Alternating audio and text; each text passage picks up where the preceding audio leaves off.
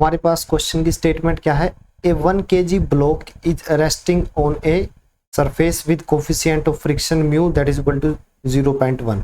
अब ये सरफेस है, मैं एक बार डायग्राम दोबारा से बना लेता हूं, ठीक है ना,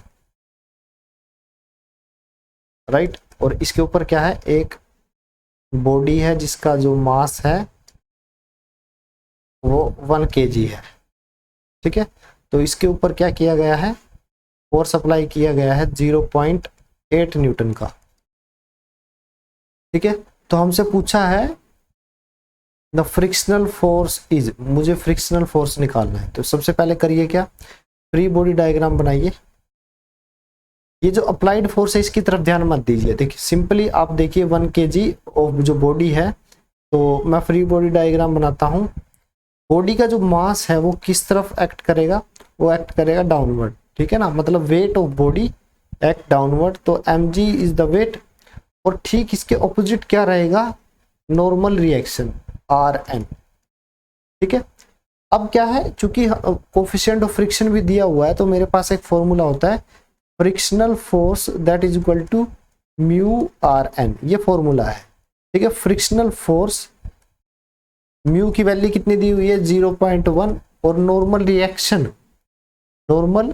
रिएक्शन क्या है, उसकी वैल्यू कितनी दी हुई है, उसकी वैल्यू इक्वल है mg के। देखिए Rn की वैल्यू एक्चुअली मुझे नहीं पता, लेकिन मैं देख सकता हूँ mg इक्वल है Rn के, ठीक है। तो मैं यहाँ Rn की जगह लिख सकता हूँ mg, राइट। तो मेरे पास क्या आया 0.1 इंटू m की वैल्यू क्या है 1 kg और g की वैल्यू 9.81।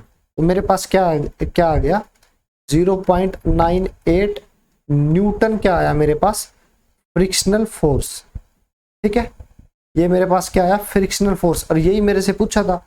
तो आंसर तो मेरा क्या होना चाहिए था, सी होना चाहिए थे। बट फ्रिक्शनल फोर्स कब पैदा होता है, फ्रिक्शन कब क्रिएट होगा, जब मैं यहां से फोर्स अप्लाई करूंगा, ठीक है। तो लिखिए आप अप्लाइड फोर्स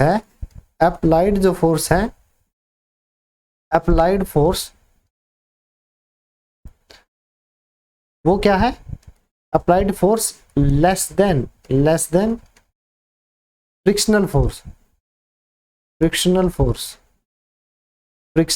तो कितना था, इतना था, और मैंने अप्लाई कितना किया 0.8 न्यूटन। इसका मतलब ये है कि बॉडी रेस्ट में ही रहेगी, ठीक है, क्योंकि इतना फोर्स तो चाहिए था इसको मूव करवाने के लिए, ठीक है।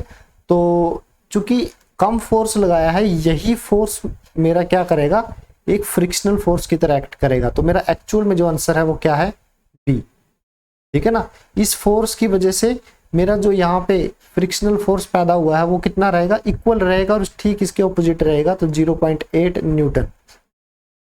तो ऑप्शन बी जो है वो सही आंसर है।